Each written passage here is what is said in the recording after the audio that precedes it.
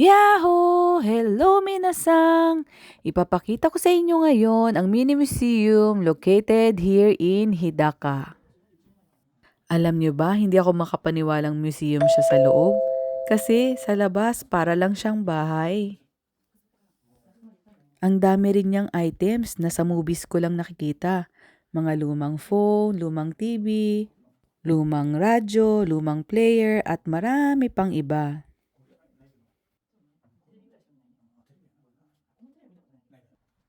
Pati nga mga lumang disc record ng sikat na singer na si Teresa Ten, nandito rin. Alam niyo ba maraming Japanese ang mahilig mag-collect ng mga antiques at iba't ibang items na pwedeng i-collect.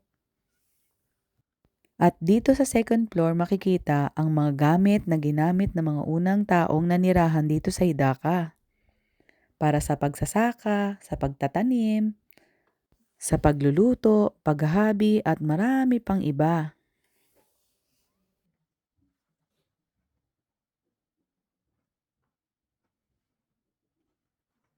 Natuwa ako dito sa panghabi kasi ngayon lang ako nakakita nito sa personal. Tapos antique pa siya. Maraming salamat po sa panonood. God bless. Arigato gozaimasu.